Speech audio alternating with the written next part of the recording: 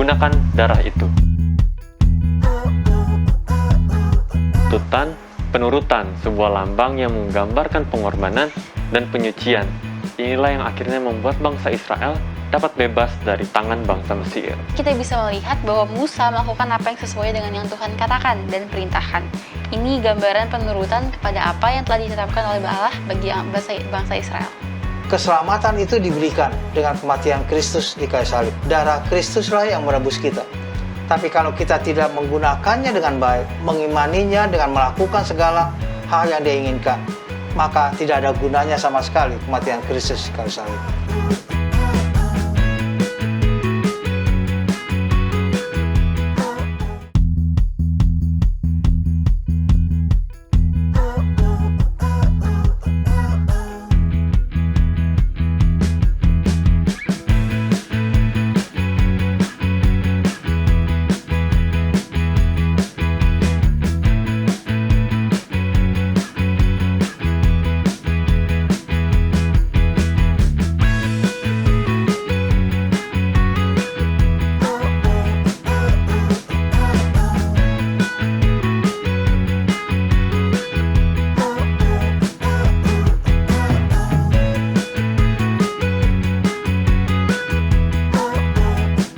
Halo teman-teman, apa kabar? Semoga hari ini menyenangkan. Kali ini kita masuk dalam pelajaran keempat triwulan 2. Saya yakin kita telah mendapatkan berbagai informasi penting guna menguatkan kita di masa muda kita ini. Iya, betul juga. Banyak pelajaran yang telah kita pelajari bersama, dan kali ini kita akan belajar lagi sebuah pelajaran tidak kalah menarik dengan yang sudah kita pelajari sebelum-sebelumnya. Nah, ada sebuah kisah ketika seorang anak menangis dengan keras di depan ayahnya sambil memohon maaf. Rupanya anak tersebut telah melakukan sebuah kesalahan.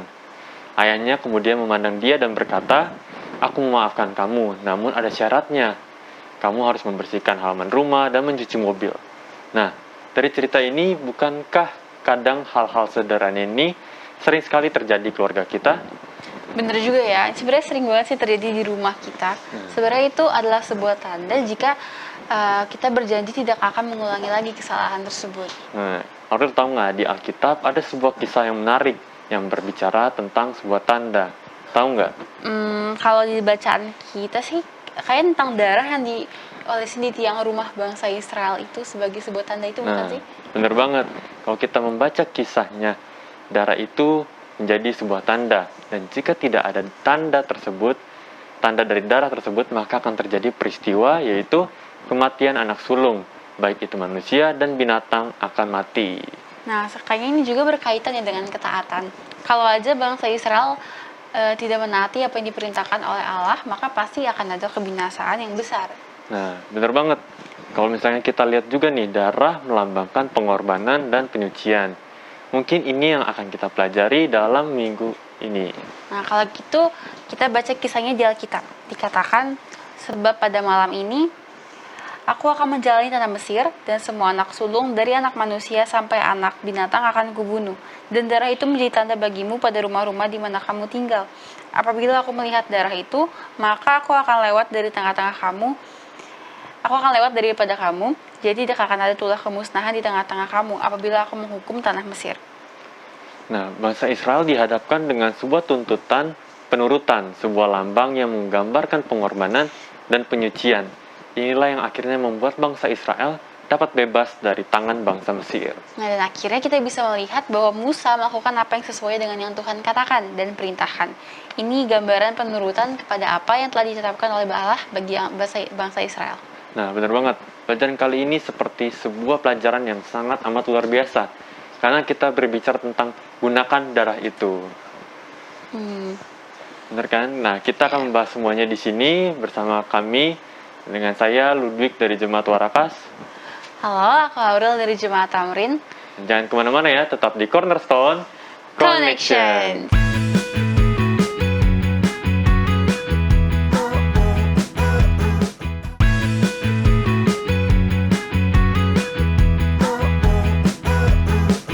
Kembali lagi di Cornerstone Connection. Program ini hadir untuk menuntun kamu kepada Alkitab agar dapat melihat kisah besar Allah dan manusia. Jika kamu mencari firman Allah yang benar, Cornerstone Connections menyajikan Alkitab dan menantang kamu untuk menghubungkannya dengan kehidupan nyatamu. Nah, sepanjang triwulan ini tema besarnya yaitu drama padang gurun. Ya, dan kita sudah masuk ke pelajaran keempat dengan judul Gunakan Darah Itu. Ayat intinya terdapat di dalam Keluaran 12 ayat 7 sampai dengan 13. Kemudian dari darahnya haruslah diambil sedikit dan dibubuhkan pada kedua tiang pintu dan pada ambang atas, pada rumah-rumah di mana orang memakannya. Dan darah itu menjadi tanda bagimu pada rumah-rumah di mana kamu tinggal. Apabila aku melihat darah itu, maka aku akan lewat daripada kamu. Jadi tidak akan ada kemusnahan di tengah-tengah kamu apabila aku menghukum tanah Mesir. Nah, dari ayat inti ini kita dapat melihat, dari sini adalah sebuah perintah yang dikeluarkan oleh Allah untuk menandai bangsa Israel dengan bangsa yang Mesir. Sesuatu yang menjadi pembeda dari semuanya. Inilah yang akan membuat bangsa Israel luput dari kemusnahan yang terjadi. Ya benar, melalui tanda itulah bangsa Israel bebas dari kemusnahan yang Tuhan rencanakan bagi tanah Mesir. Nah, ada sebuah kutipan dalam Alfa dan Omega jilid 1 halaman 323 atau kita dapat baca dalam Sekilas Cahaya. Dikatakan, sebelum memperoleh kebebasan, seorang budak harus menunjukkan iman mereka terhadap kelepasan yang besar yang akan segera dilaksanakan. Tanda darah itu harus dikenakan kepada rumah mereka.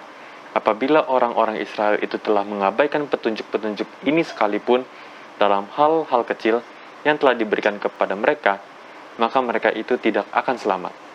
Oleh penurutan orang banyak harus memberikan bukti akan iman mereka itu. Demikian pula semua orang yang berharap akan diselamatkan oleh jasa-jasa darah Kristus harus menyadari bahwa mereka sendiri mempunyai sesuatu untuk dilakukan demi memperoleh keselamatan mereka. Manusia diselamatkan oleh iman, bukan oleh pekerjaan, tetapi imannya harus ditunjukkan oleh perbuatannya. Ia harus menghargai dan menggunakan pertolongan-pertolongan yang telah disediakan Allah. Nah, dari kutipan yang tadi dulu kita bacakan, kita lihat sebuah tindakan yang dilakukan bangsa Israel adalah sebuah langkah penurutan. Jika tidak dilakukan, maka akan binasa. Hal yang simpel dan sederhana. Penurutan harus didasarkan dengan iman. Manusia diselamatkan oleh iman, bukan oleh pekerjaan. Tetapi imannya harus ditunjukkan oleh perbuatannya. Nah, benar banget. Ada dalam Alkitab katakan, iman tanpa perbuatan adalah nol atau kosong. Hampa, tidak ada pengaruhnya. Benar bukan? Benar. Nah, sebelum kita diskusi lagi, aku pengen bacain sebuah kutipan dari William Barclay, ahli teologi Skotlandia pada abad ke-20. Yang isinya, kekristenan yang sejati adalah proses yang dinamis yang mengubah hidup kita. Nah, benar banget. Dan ada lagi dari Jerry Bridges, guru Alkitab dan penulis pada masa ini berkebangsaan Amerika Serikat, mengatakan kita tidak dapat menunjukkan kasih kecuali jika kita sudah mengalami kasih karunia. Wah. Nah, teman-teman kalian tahu gak nih?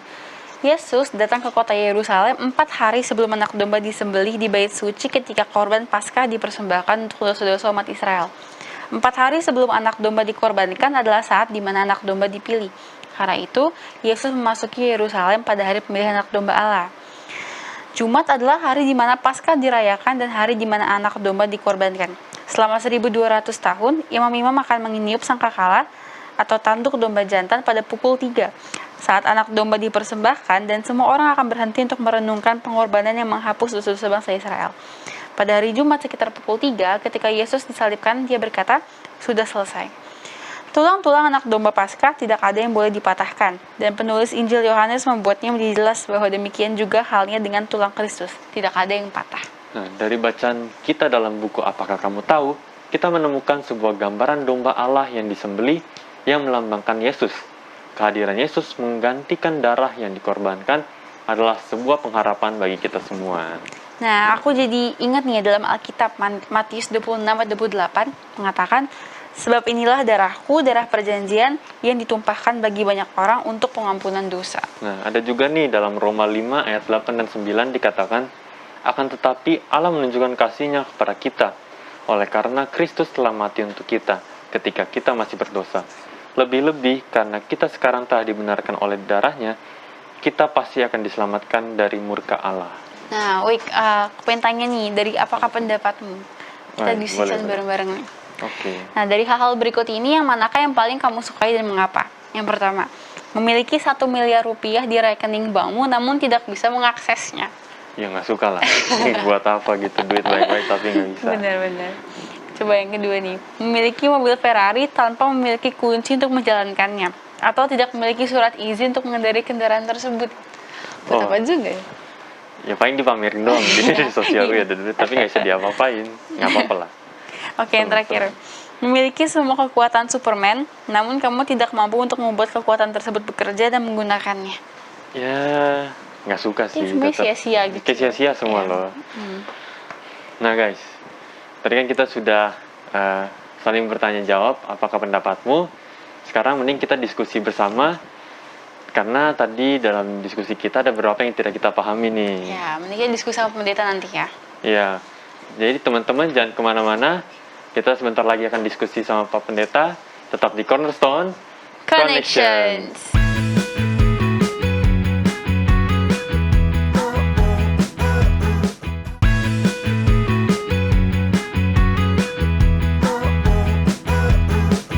Kembali lagi di Cornerstone Connection. bersama kita semua dan juga ada Pak Pendeta Beni Tambunan. Shalom Pendeta. Shalom, pendeta.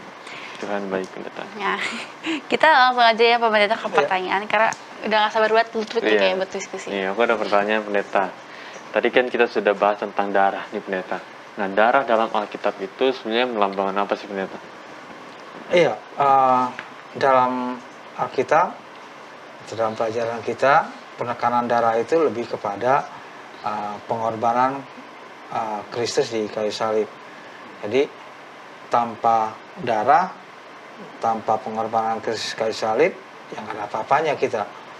Jadi karena kematian Kristus di kayu salib itulah yang membuat kita boleh layak untuk hidup berikutnya dalam kehidupan kita. Apa sih artinya pendeta mengaku percaya kepada kasih karunia Allah tetapi kita nggak menghidupkannya dalam kehidupan kita? Mengaku kasih karunia Allah tapi tidak menghidupkan. Dalam kehidupan kita. Iya, kasih karunia memang kasih karunia, kan kita diselamatkan oleh kasih karunia. Lantas karena kita diselamatkan oleh kasih karunia, kita bisa melakukan apa saja. Enggak juga kan? Ya. Kita diselamatkan oleh kasih karunia bukan berarti bahwa kita mengabaikan semua tuntutan-tuntutan hal yang baik yang Allah mintakan. Ya. Kita dapat kasih karunia dari Allah bukan berarti juga bahwa suka-suka saya, atau saya sudah dapat kasih karunia. Ya. Kasih karunia itu dibuktikan oleh perbuatan. Ya. Bahwa saya sudah dapat kasih karunia, maka saya harus begini dan begitu. Ya. Sama seperti mungkin lebih mudah apa ya, seorang anak misalnya membuat jatuh gelas kemudian pecah gitu ya, bukan gelas plastik atau gelas kaleng ya. Gelas jatuh pecah, kemudian pada waktu pecah orang tuanya datang ya, dia pasti takut kan, gelas pecah. Seorang kita waktu kecil juga kalau gelas pecah kan kita takut dengan orang tua kita ya, tapi anak ini katakan takut, orang tuanya bilang ya oke, ya udah kalau udah pecah. Tapi kan berarti dia ya udah kalau gitu tinggalin aja, dia tidak sapu, tidak dia bersihkan pecahan gelas tersebut, kan tidak demikian ya. Bahwa kita sudah dapatkan kasih karunia dari Allah bukan berarti bahwa kita tinggalkan semuanya tuntutan-tuntutan Allah lain, tidak demikian. Tetap kita harus lakukan perbuatan-perbuatan baik yang Allah inginkan untuk kita lakukan. Kita tadi ada sempat kita diskusi lalu berbicara tentang ada iman tanpa perbuatan adalah kosong Pendeta. Nah, maksud dari kalimat itu apa Pendeta? Iya, iman itu kan percaya kepada Tuhan. Ya, Ibrani pasal 11 ayat 1 mengatakan itu juga kan. Tapi kan kalau hanya percaya kemudian kita tidak melakukan apa-apapun, ya sama aja bukan percaya kan gitu. Iya kan? Sama seperti ya kalau kalian masih pacaran gitu ya. Ya, kan punya pacar nggak ya? Enggak. Penting Enggak. pada waktu pacaran kemudian iya kok saya memang gini, tapi suka-sukanya melakukan hasilnya. Ini kok pacarnya apa bukan sih? Gitu kan. Kalau suami istri kadang-kadang ini saya suaminya apa enggak sih? Saya istrinya apa enggak sih? Kan enggak begitu. Kalau sudah sudah mendapatkan akan itu, maka dia harus tunjukkan bahwa dia memang dapat dipercaya oleh orang yang dia kasihi. Kan itu ya. Demikian juga dengan Tuhan. Ya, demikian juga dengan Tuhan. Kalau kita memang percaya kepada Tuhan, maka bukti kita percaya itu adalah dengan perbuatan-perbuatan kita. Kalau kita bilang kita percaya kepada Tuhan, tapi kita tidak melakukan apa-apa yang Tuhan inginkan, ya katanya percaya Tuhan, tapi begitu aja udah ini gitu ya. Itu sama saja tidak ada percaya sama sekali. Terus Pendeta, kenapa di pelajaran Sabat ini Tuhan menggunakan darah, menggunakan istilah darah? Iya, pelajaran Sabat ini kan diambil dari Keluaran pasal 12. Keluaran pasal 12 itu menceritakan bagaimana bangsa Israel keluar, yang akan keluar. Jadi pada waktu keluar maka harus ada darah taruh supaya mereka keluar, bisa keluar dengan baik. Dan mereka dikasih tahu malah detail ya, pelajaran kita ke dalam cerita ya. Dalam cerita itu paragraf kedua ya, anak dombamu itu harus jantan, tidak bercela, berumur setahun. Kamu boleh ambil domba atau kambing.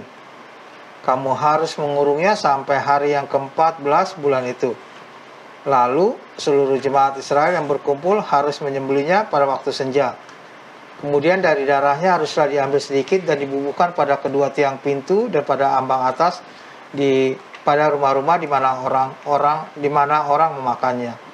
Jadi detail ya, katakan jantan, tidak bercela, berumur setahun ya, yang menggambarkan kepada Kristus. Bahwa Kristus dalam usia masih muda ya, dia mati untuk menebus dosa manusia. Jadi darah itu juga ditaruhkannya untuk melambangkan bahwa oke, saya percaya bahwa Kristus akan melepaskan saya dari dosa-dosa saya. Oke, Pendeta. Nah, ini ada juga pertanyaan keluar cerita. Di sini pertanyaan tadi Pak Pendeta sebutin kan, kalau misalkan syarat-syaratnya itu kan sangat spesifik gitu, Pendeta. Nah, ini pertanyaan, menurut kamu mengapakah petunjuk untuk menerapkan darah diberikan dengan sangat berhati-hati atau sangat spesifik, Pendeta? Kenapa, Pendeta? Iya, jadi tidak bisa yang penting darah ya. Ini kambing tua udah sakit-sakitan ya, potong aja lah, udah pada rugi kita kalau yang muda gitu ya. Kan nggak boleh begitu.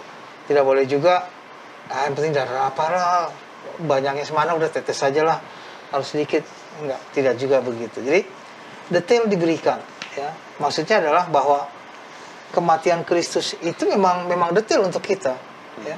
Secara detail dia memang mati, darahnya tercurah di kayu salib dan sebagainya, itu untuk menebus kita, untuk menyelamatkan kita. Jadi gambaran yang diberikan bahwa perjalanan bangsa Israel keluar pada waktu itu adalah gambaran kita juga. Kita keluar dari dosa kita pada waktu Kristus ingin menyelamatkan kita. Benar, aku ada pertanyaan nih. Tadi kan kita bahas di apakah pendapatmu. Terus ditanya yang manakah yang paling kamu sukai dan mengapa. Terus kata-katanya hal yang sia-sia gitu, kayak misalnya memiliki 1 miliar rupiah di rekening bankmu namun tidak bisa mengaksesnya. Hubungan dari apakah pendapatmu ini sama cerita dari sekolah sahabat kita itu apa sebenarnya? Iya, semua apakah pendapatmu di sini ya, tapi nggak bisa. Ini sudah punya sebenarnya, sudah dimiliki. Kasih karunia itu sudah dimiliki, keselamatan itu sudah kita miliki. Tapi kita nggak mau gitu loh. Kita nggak mau melakukan perbuatan baik, kita nggak mau kan sama seperti orang yang bagaimana tuh bagian 2 tadi ya, bagian 1 juga ya, 1 miliar tapi namun tidak bisa diakses. Kenapa? Jangan-jangan kitanya nggak mau belajar bagaimana untuk mendapatkan aksesnya. Dapat mobil, jangan-jangan kita nggak mau belajar bagaimana cara bawa mobil, ya kan? Oke, dapat mobil nih, ya udah garasi aja. Kita tunggu siapa yang bisa bawa mobil, tunggu orang. Ya enggak dong, kita juga harus belajar supaya kita bisa bawa mobil. Ya. Kita juga harus belajar untuk. Jadi harus ada tindakan dari kita. Jadi tidak kasih karunia itu bukan kasih karunia, kemudian ya suka-suka kita untuk melakukan demikian. Uang dikasih 1 miliar, Oke, tapi suka-suka kamu mau bikin apa ini uang 1 miliar, tapi kita ya aksesnya gimana ya, caranya gimana ya, kan sama aja sia-sia semuanya. Jadi kasih karunia yang dikasih itu kalau kita tidak manfaatkan dengan baik itu sia-sia.